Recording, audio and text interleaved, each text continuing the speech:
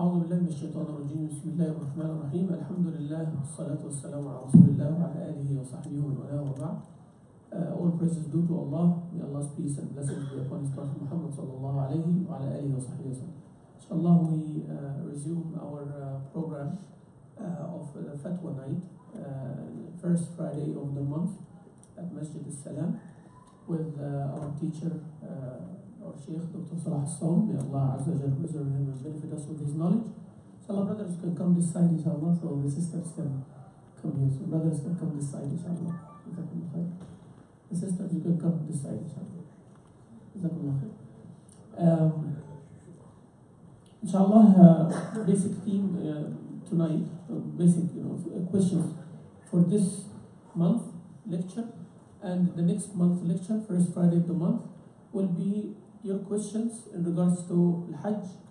Inshallah, since this is the Ibadah coming, we just came out from Ramadan, alhamdulillah. But this session is open also for any other questions, but we'll give priority to any questions about Hajj, inshallah.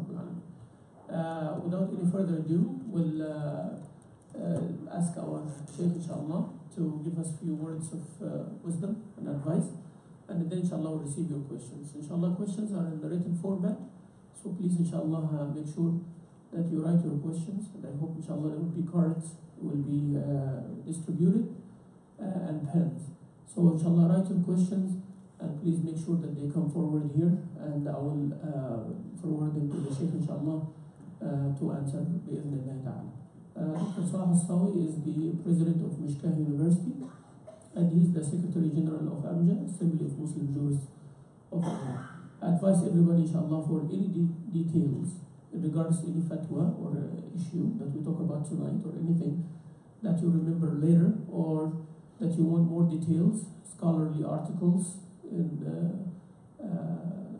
publishing. So go to amjaonline.org, amja online, one word, .org, and you will see, inshallah, all the resolutions of past conferences, annual conference, alhamdulillah, more than 400 imams attend every single year for training, and all the issues that they present, it goes to a committee of international scholars who give their fatwas. Thereafter that, the resolution comes from AMJA in regards to that specific question. Without further ado, inshallah, I invite Dr. Salah, inshallah, to start addressing us.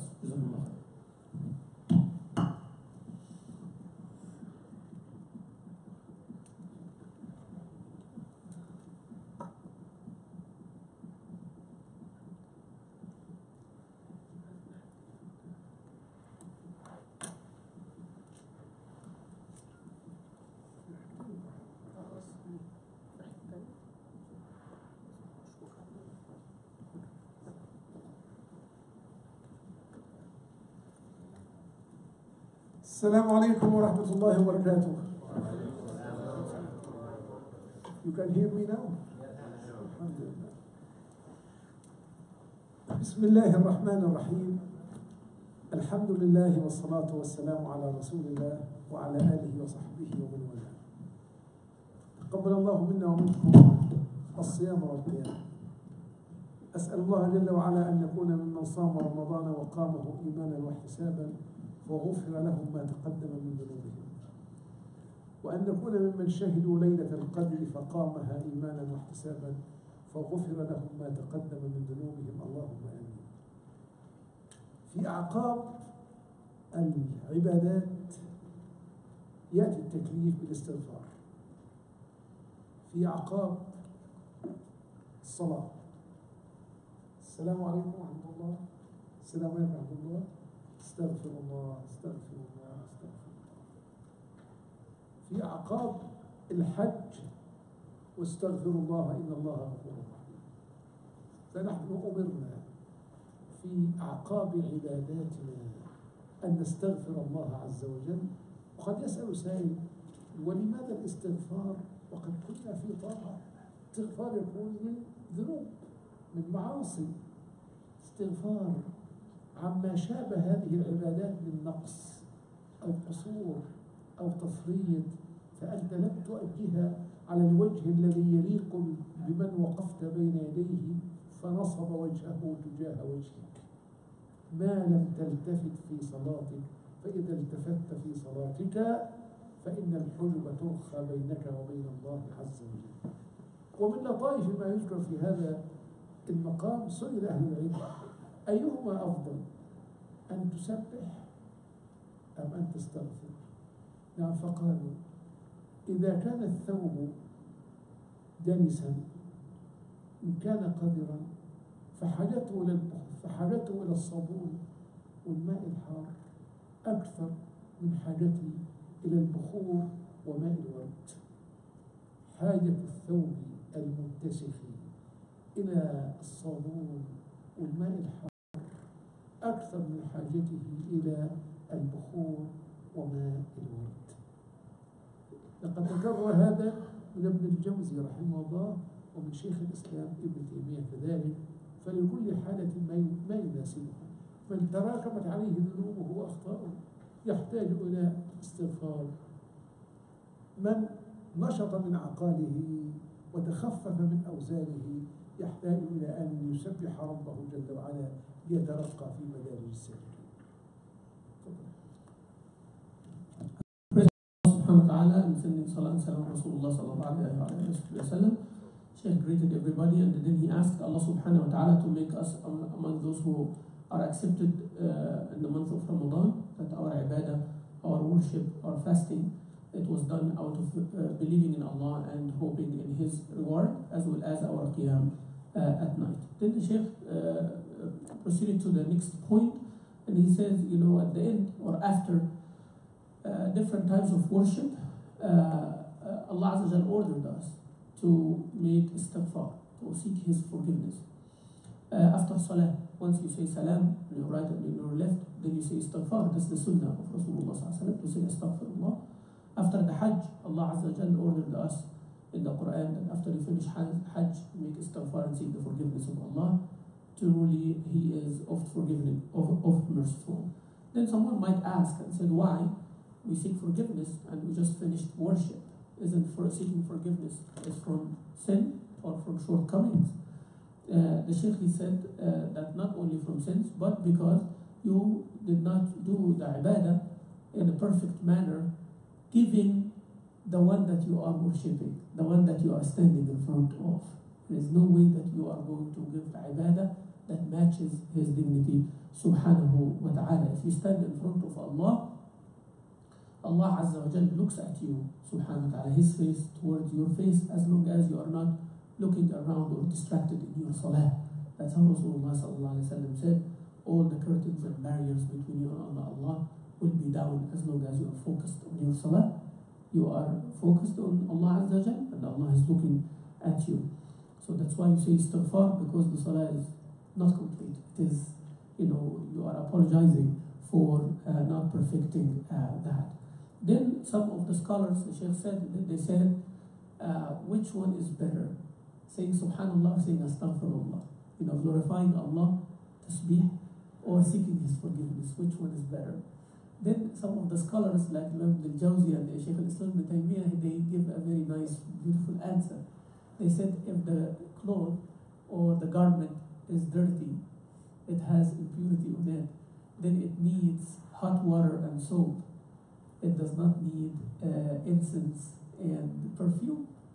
So if someone he has sinned or she has sins, then they are the ones who need istighfar. So istighfar is better for them. But someone who's pious and righteous and they are competing and doing good things and excelling in obeying Allah, then tasbih is better for them. So it depends who needs which. So the Shaykh is telling us that may Allah subhanahu wa ta'ala make us among those who do the istighfar all the time, inshallah. Yeah. Any questions coming about Hajj, or please send the questions forward, inshallah.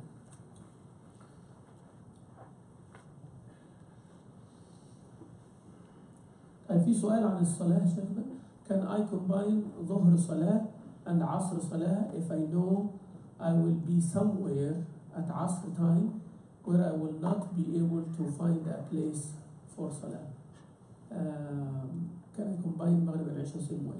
يعني هل الإنسان يجمع الظهر والعصر إذا عرف أنه سيكون يعني في مكان لن يستطيع فيه الصلاة؟ الأصل أن تؤدى الصلاة لوقتها. فقد سئل النبي صلى الله عليه وسلم أي الأعمال أفضل؟ فقال الصلاة لوقتها. وشرعت رخصة للمسافر وللمريض أن يجمع بين الظهر والعصر أو بين المغرب والعشاء في حالة السفر، في حالة المرض، في حالة المطر، في حالة الخوف. كل هذه أسباب الترخص في الجمع ما بين الصلاتين عند الحاجة إليه. بل أكثر من هذا، جمع النبي صلى الله عليه وسلم بين الظهر والعصر، بين المغرب والعشاء، في غير خوف ولا سفر ولا مطر. ولهذا فقال لئلا يحرج أمته.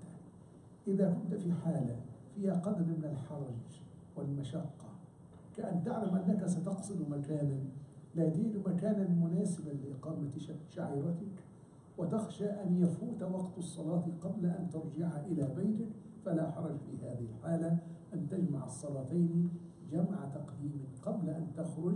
لكن هذا الجمع يكون بغير قصر، 4 ركعات و4 ركعات. بارك الله. وإذا رجع وتغير الحال هل لا خلاص. No.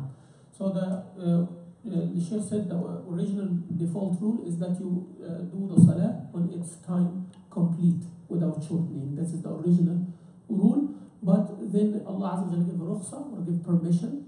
The exception here is for a person to the salah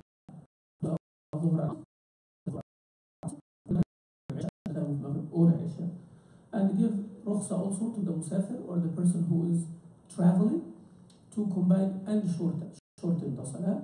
And also there is other reasons for gathering the salah, such as fear and rain, without shortening, just combining the salah in the place of residence. More than that, the Shaykh said that Rasulullah sallallahu alayhi wa sallam, he gathered one time Dhuhr and Asr together, and then Maghrib and Isha together, without any of the above excuses. There was no sickness, there was no traveling, there was no rain, and there was no fear. And when Abdullah ibn Abbas was asked why did he do so, he said so he does not put his ummah in a tight situation or in a hardship, to make his ummah with hardship. And from that the scholar said, if you have a new situation or a situation that with that situation that you are not able to do your salah, or afraid that the time of the salah will go out and you only have a chance, you can pray earlier with the first salah, like Dhuhr and Asr at the time of Dhuhr, or at the time of Asr, Maghrib and Isha at the time of Maghrib, or at the time of Isha, if you are afraid that you will miss the salah or you will not be able to do the second salah, you can do it earlier according to this question here. And there is no shortening, it is just gathering the two salah together. And if the situation changes and Asr time comes, you don't have to repeat. So if, let's say, the situation that you gathered Zuhr and Asr early changed and you are able now to pray Asr, you don't have to, because you already prayed. Alhamdulillah Rabbil Alameen.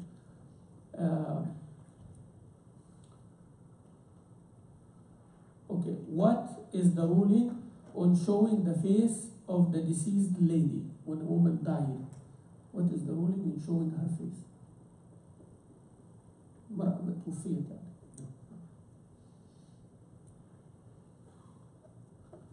بسم الله، الحمد لله، والصلاة والسلام على رسول الله. يعني هل المقصود يعني أن يرى وجهها لمن يريدون توديعها من أقاربها؟ ما مقصود السؤال بالتحديد؟ يعني أننا في هذا البلد تعود الناس إلقاء نظرة وداع على المتوفى قبل دفنه. فهل السؤال ما مدى مشروعية أن يرى وجهها من قبل أقربائها، من قبل أصدقائها، من قبل أرحامها؟ هل هذا هو المقصود أم المقصود سؤال آخر؟ The question, Sheikh said he doesn't know the intention of the question, but he's asking what is meant by this question exactly? When a woman dies, showing her face to her family members or her close female friends and relatives before she is buried, or if this is the question or something else. Let's say that this is the question. Let's say that this is the question. ما هو أجاوب بس يمكن لو في أي إضافة يعني. If whoever asked the question, if you have any more explanation before the Sheikh answers. Whoever wrote the question.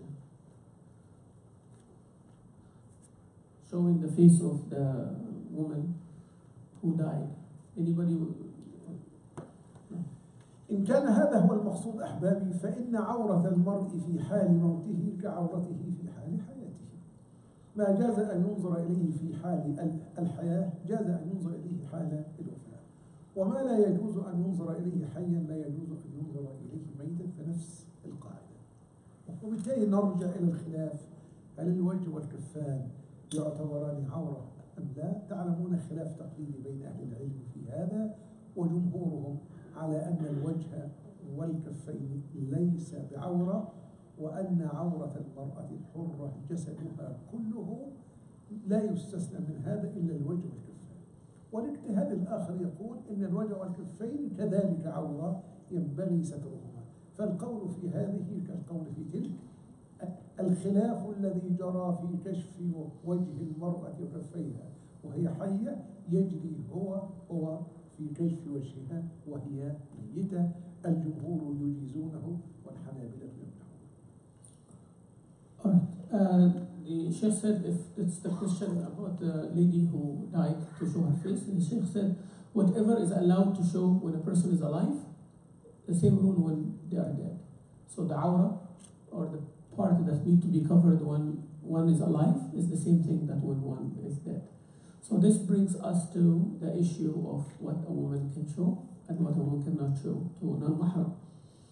And the Sheikh said debate or the difference is valid, and it is there, that the whole body of the woman is awra to be covered except her face and her hands. This is one of the opinions. And then the other opinion is that all of it, all the body of the woman, including her face and her hands, are awra to be covered. So whichever ruling is there need to be applied as well for the woman who died.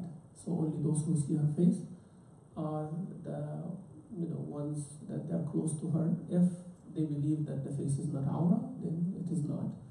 And if they believe that the face is awra, then nobody should see that face except the maharim only.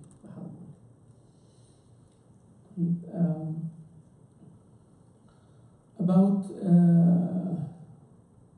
putting the American flag on the house or on the place of work or Independence Day and all of that. What is the ruling in this regard? يعني هذا على أصل الجواز ما لم يحمل يعني نوعا من العصبية والحزبية، يعني التي لا تجوز أن تعطى على أساس أجناس أو على أساس أقاليم أو على أساس ألسنة. تعلمون أن الولاء في الدين إنما يكون على أساس الدين. إنما وليكم الله ورسوله والذين آمنوا الذين يقيمون الصلاة ويؤتون الزكاة وهم راكعون. فلا يعطى الولاء لا على أساس أجناس جنس العرب أو جنس العجم، ولا على أساس ألسنة الناطقين بالعربية أو بالأردو أو بالإنجليزي أو بالفرنسي، ولا على أساس ألوان، اللون الأبيض أو اللون الأسود أو اللون الغامق بينهما. لا يعقد الولاء والبراء على أساس أجناس ولا ألوان ولا ألسنة، إنما يعقد على أساس الإيمان.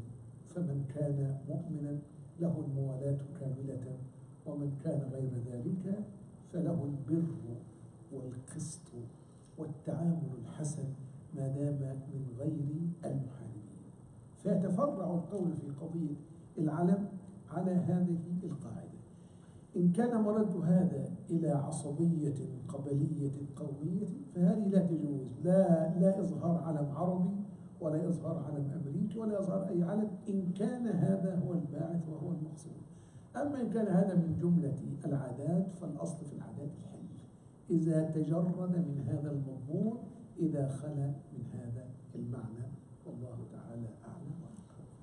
The Sheikh said that the default is permissibility unless it is coming out of nationalism or based on ethnicity or language or loyalty that differs between people. Sheikh said, as all of us know, loyalty, religious loyalty, the loyalty of faith and belief for a Muslim is to the religion.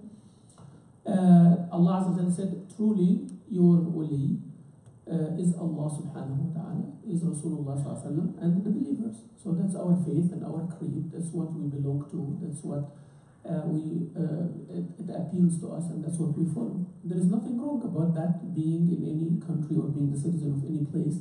There is no contradiction at all. But we are talking about this religious and faith loyalty. So if it is not based on ethnicity, Arab versus non-Arab, from this race or that race. It's not based on language, who speak English, who speak Spanish, who speak Arabic, who speak Urdu. It is not based on the color, the white and the black and whatever in between. We as Muslims don't make loyalties based on those things. Our loyalty is not based on those things. But it is based on faith. How? Those who believe, who says La ilaha illallah, Muhammad Rasulullah, they have complete ultimate loyalty. Those who don't, we are just, we are fair, we are good to them, we are dealing with them nicely and with virtue, as Allah Azza wa Jal mentioned. So if putting a flag is based on ethnicity or is based on racial differences among people or superiority versus inferiority and all of that, then it's not allowed to put any flag, whether American flag, French flag, or any flag, and nobody says that. But if it is a culture of a certain country or citizens of certain country or certain place, that will take the ruling of any habit or any culture or tradition at Independence Day and at those times. So there is no problem, inshallah. كيف تصلي الأول؟ السلام عليكم ورحمة الله وبركاته. السلام ورحمة الله، جزاكم الله خيرا على كل ما تفعلونه. جزاكم. سؤال: كيف تصلى النوافل جهرا أم سرا؟ رجاء تذكير الحاضرين. طيب، بالطريقة الصحيحة الوضوء. بعض الإخوان لا يغسلون الأرجل أو الأيدي بل يبللونها فقط. The question how we pray nafil prayers, loudly or secretly, and also please remind people with to do wudu properly. Some people, they don't wash their feet or even their hands, but they just wet them. أنا سعيد بهذا السؤال لأن أحيانا نشغل بالقضايا الكبار ونتجاهل أساسيات الإسلام وأبجدياته وأولياته. فبالنسبة لصلاة النافلة، الأصل في نافلة النهار أن تكون سرا، وفي نافلة الليل أن تكون جهرا، ولا تجهر بصلاتك ولا تخافت بها. ليس أعلى الجهر، إنما كما قال تعالى: ولا تجهر بصلاتك ولا تخافت بها وابتغ بين ذلك سبيلا.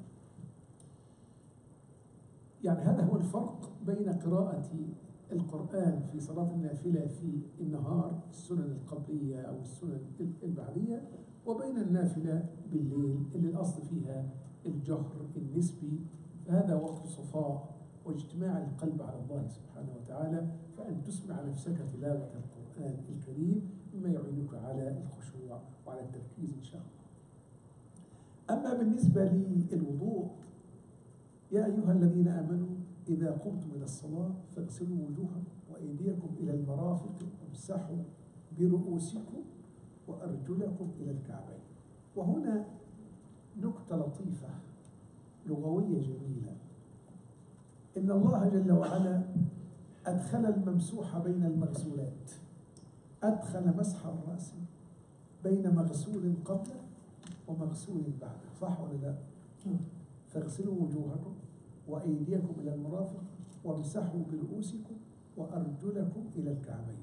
خلي بالك أرجلكم القراءة على الفتح، إنها معطوفة على المغسولات ليست معطوفة على الممسوح. ففريضة القدم الغسل وليس المسح. أما قراءة الكسر وهي موجودة، وفضيلة الشيخ ممدوح طبعا عالم القراءات يعلم هذا، المقصود بها المسح على الجورب أو المسح على الخف. فإن فريضة الرجل الغسل إن كنت ستغسل القدم مباشرة. أما إن كنت ستمسح على الجورب أو الخف فهنا تأتي قراءة وامسحوا برؤوسكم.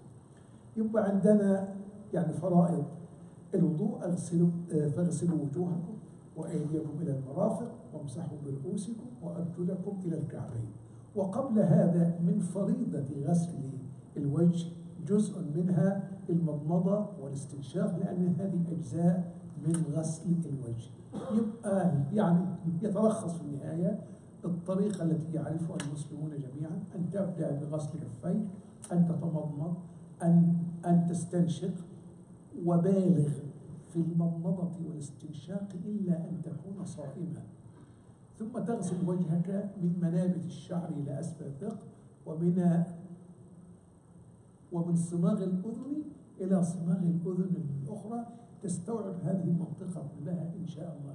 إن كنت ذلك حاول تخلي لحيتك ما استطعت. ثم بعد هذا أن تمسح برأسك، والصورة الكاملة للمسح تصنع هكذا ثم ترجع مرة أخرى. هذه الصورة المثلى والكاملة للمسح. وإن مسحت جزءا من رأسك يتحقق به أصل الفريضة عند كثير من أهل العلم. ثم غسل الرجلين، واهتم بالأعقاب، ويل للأعقاب من النار. النبي صلى الله عليه وسلم رأى رجلا يصلي وفي يده قدر لمعة، يعني قدر درهم، في قدمه لم يصبه ماء، فأمره أن يرجع وأن يعيد. ثم استحضر وأنت تتوضأ أن ذنوبك وخطاياك إنما تتناثر وتتساقط مع تناثر قطرات الماء وتساقطها. إن شعرت بثقل في نفسك اذهب توضأ، فإنك بعد وضوء ستستشعر خفة شديدة، تخلصت من أوزار وأثقال وأحمال كانت تثقلك قبل الوضوء. بارك الله فيك. Right. Sheikh said, I'm very happy with that question, since we sometimes get distracted by big issues and leave the ABC of our deen, the fundamentals of our deen, like wudu and prayers and nafil and all of that. So the Sheikh said, to answer the question, the default in the nafil salah during the day, nafil means whichever is not fard. Whichever is not fard, it's called the nafil. So whatever nafil during the day, the default of it is to say it secretly. Secretly means you don't hear the voice of yourself. And the default rule of the night is the opposite, is to say it loud, but not to say it extremely loud, but loud to make yourself hear and if somebody around you as well, without distracting anybody who's doing the same or doing something else.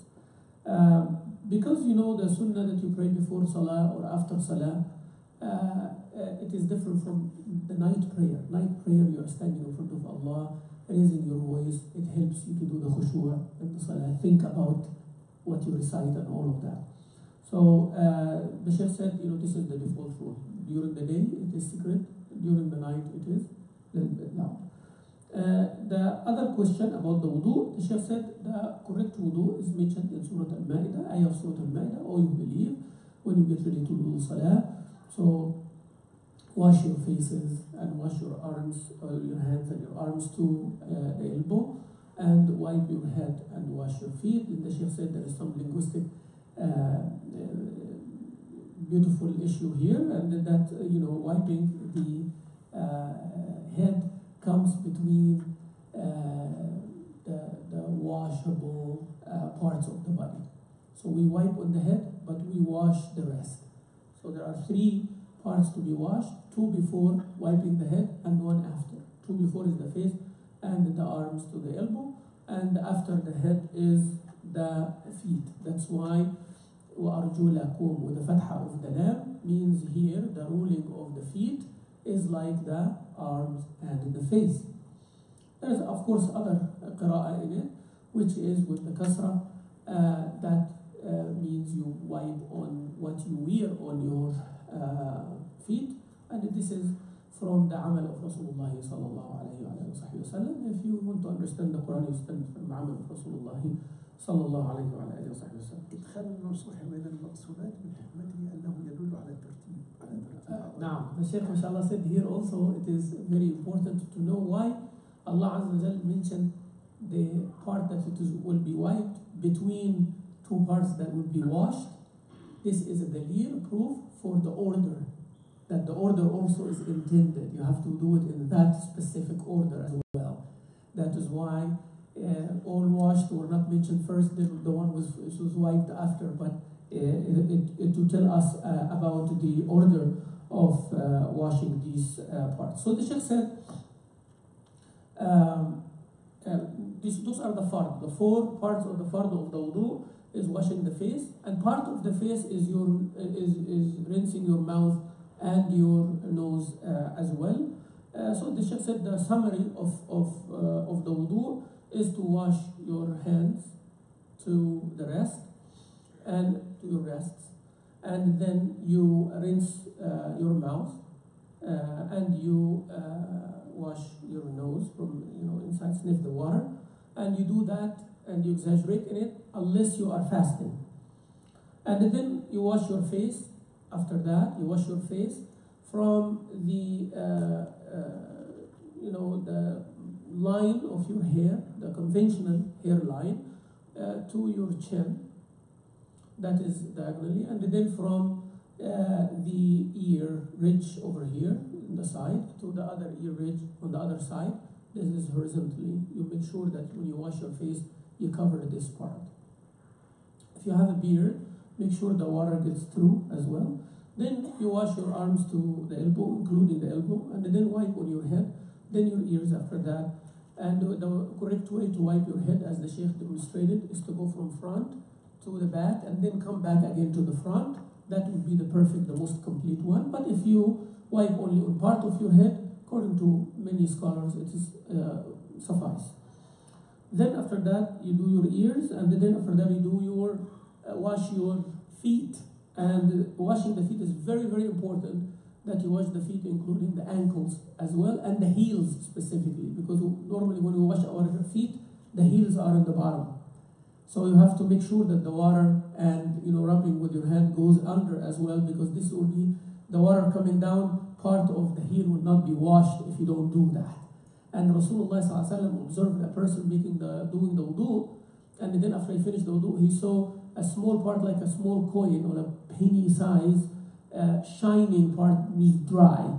Rasulullah ﷺ said, "Woe to these heels from the hellfire, woe to these heels from the hellfire," and he asked them to go and wash that again.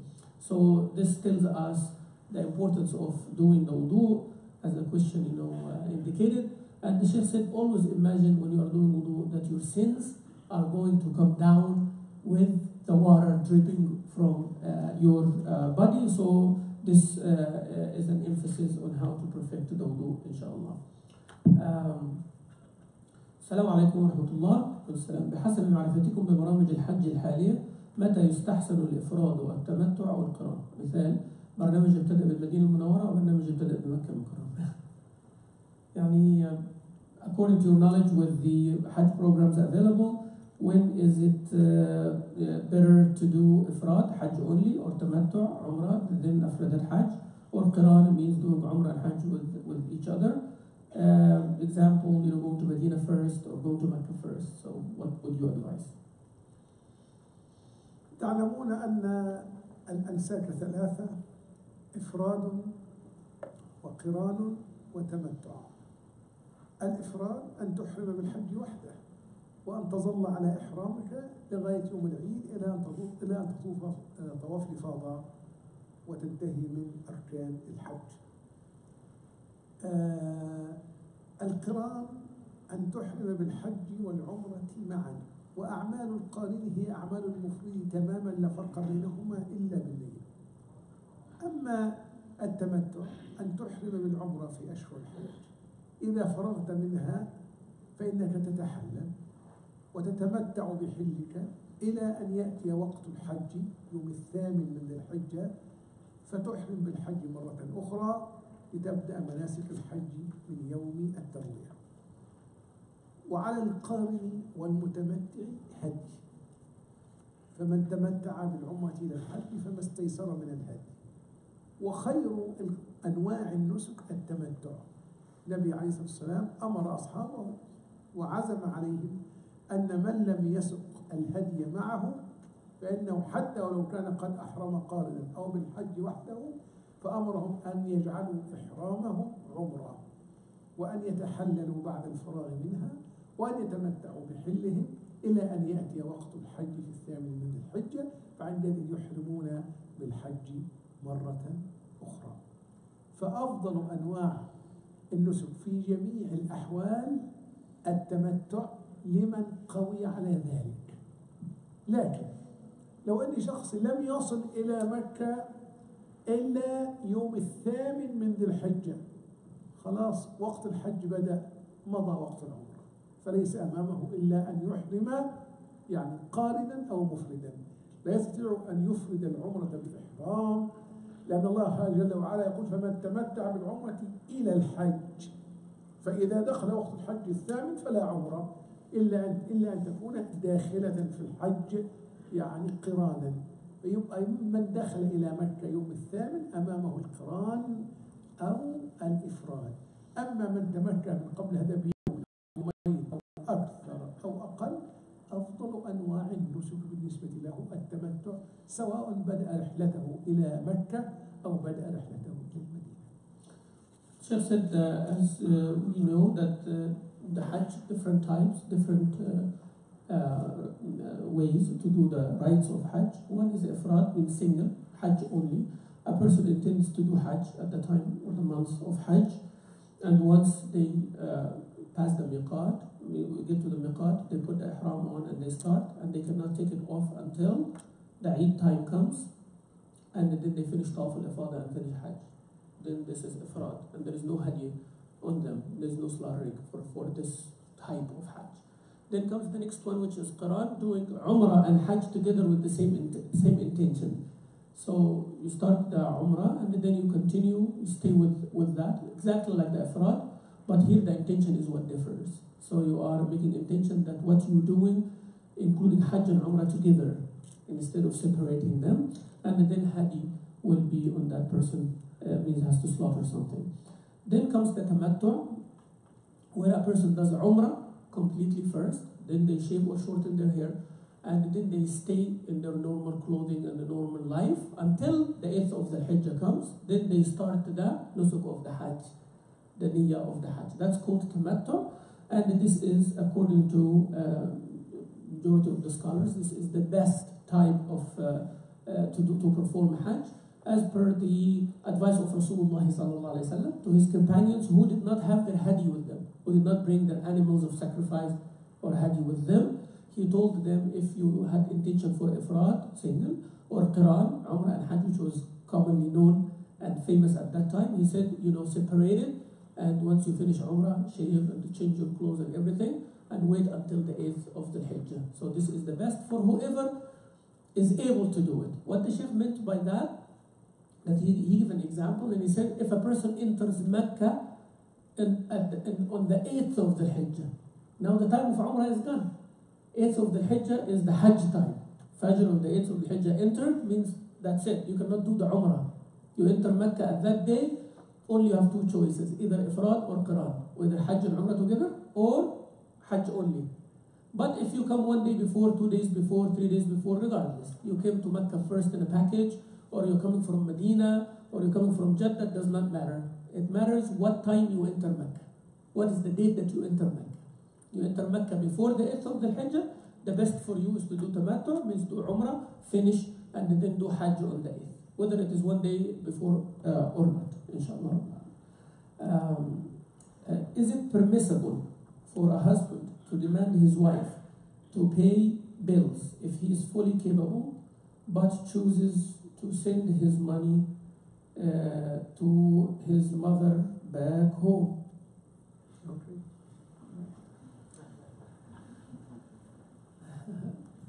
الأصل أن نفقة الزوجة ولو كانت غنية فإنها على زوجها. إن أحد أركان استحقاق القوامة بذل المال. الرجال قوامون على النساء بما فضل الله بعضهم على بعض وبما أنفقوا من أموالهم. فنفقة الزوجة على زوجها مهما كانت غنية، مهما بلغ ثراؤها، الأصل أن نفقتها على زوجها. بل لو كان زوجها معسرا ولم ترد أن تفارقه لإعساره فإنها تستدين على حسابه، يعني تأكل وتشرب وتنفق حاجاتها الأساسية على حسابه، فإذا أيسر في المستقبل لزمه أن يرد هذا الذي اقترضته من أجل أن تفي بحاجاتها الأساسية. وإن كان الزوج شحيحا مقترا فإن لها أن تأخذ من ماله ما يكفيها وما يكفي أولادها منه ولو بغير علمه. والدليل على هذا ما جاء في قصة هند عندما قالت للنبي صلى الله عليه وسلم: إن أبا سفيان رجل شحيح ولا أستطيع أن أحصل على كفايتي إلا ما أخذته منه بغير علمه. قال: خذي ما يكفيك وولدك بالمعروف. فهذه المسألة مقررة، لكن تأتي بعض العوارض. المرأة العاملة تنطبق نفس القاعدة، لها دخل، لها وظيفة يدخل من خلالها الدخل. الأصل أن القاعدة لا تزال سارية، وأن نفقتها وإن كانت عاملة ذات مال على زوجها. لكن للزوجين أن يأتمروا بينهم بمعروف، وأن يتفقوا على أن تشارك الزوجة بجزء من مالها في الإنفاق على البيت مقابل ما فوتته على زوجها من تمام الاحتباس في البيت رعاية له ولولده. وهو المسألة فيها شيء من الموازنات، لأن المرأة التي تقر في بيتها لا شك أنها أحظى لزوجها وأكثر تفرغا له ولولده من المرأة التي تنفق مثل زوجها 8 ساعات أو 9 خارج البيت. فللزوجين أن يتفقا في هذه الحالة على مشاركة الزوجة في جزء من نفقة البيت مقابل الجزء الذي فوتته على زوجها من الاحتباس في البيت رعاية له ولولده. يأتمران بينهما في ذلك بالمعروف، لكن بغير تشاور وبغير تراض. ليس له أن يرغم زوجته على أن تشارك في النفقة في البلز أو في غير البلز. لا يحل مال امرئ مسلم إلا بطيب نفس منه. ونقول له: جزاك الله خيرا على برك بأمك، لكن اعمل موازنة جيدة، بحيث لا يكلف الله نفسا إلا وسعها. وزع مواردك على حاجاتك وعلى حاجات أمك وعلى حاجات زوجك وولدك، وأعطي كل ذي حق حقه. ولك أن تأتمر بينك وبين زوجتك بمعروف، وأن يكون ذلك عن رضا وتشاور بينكما وليس إلزاما وإجبارا، إلا إذا كنت قد اشترطت عليها من قبل أنك إن أذنت لها في العمل فلا بد أن تشارك بجزء من نفقة البيت، واتفقتم على هذا فلا حرج. The Sheikh said the original rule or the default rule is that the husband is the earner and he is the one responsible about spending, what the financial responsibilities for the wife and the family. Even if the wife is rich, even if the wife is wealthy, it is his duty, the husband's duty, to spend on her for her original basic needs. If the husband, because this is the main aspect of the man having the leadership that Allah Azza wa Jalla gives. This leadership of the man, this responsibility of the man is based on their spending power. Allah Azza wa Jalla said, what Allah gave them the preference was what they spend from their money. So this is the basic rule here. If the husband is in hardship, financial hardship, and the wife has basic needs for her and her family and her children, the basic needs, the food and all of that, she can actually go borrow money, and he, when the situation becomes better, he has to pay it off. So we cannot say that you are the one who borrowed, you have to pay that. No, she can pay in his name, she can borrow in his name, and he pays it off when the situation for him changes. If he is miser, he has the money but he is miser, she can take without his permission whatever suffice. Also basic need, and the Sheikh referred to the story when the wife of Abu Sufyan, she came and asked the Prophet ﷺ that, my husband is very miser and very tight on me, and the only way I can take without his permission. He said, take without his permission whatever enough for you and your children, bil ma'roof, with the justice, fairness, don't exceed the limit. Then the Sheikh said, with the working women, men and women both working, they both have to consult with each other. They have to reach an agreement. It's a mutual agreement, not obligation from one side over the other. Because the working wife here, when she works, she is also this comes on account of the husband's right upon his wife. He has a right on that time that she takes care of him and takes care of the children. Now by her working, he is missing part of that right upon his wife. So she's working, not everything that she gains, it becomes solely hers, especially if there is an agreement. So the Sheikh here said there has to be some balances. There has to be consultation, like some talk back and forth, and an agreement has to be made. A woman working 8 or 9 hours, husband working 8 or 9 hours, both are working outside. His job is to work outside and provide for the family. Her job is to take care of the husband and the children. There is a need, so she works.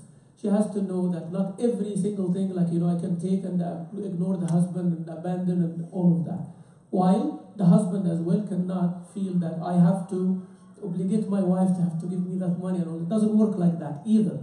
So the Sheikh said, without consultation, without an agreement from both, the husband cannot force his wife to pay the bills or other than the bills. So there has to be some agreement here, because Rasulullah ﷺ said it is not permissible to take the money of a believer without their permission and without their satisfaction. They are happily and willingly giving it without their permission.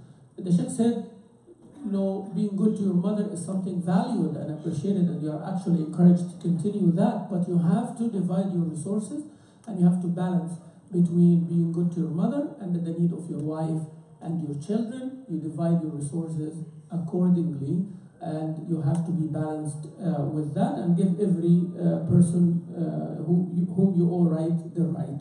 And all between you and your wife, you have to talk and you have to reach an agreement, except if there was a condition before the wife starts working.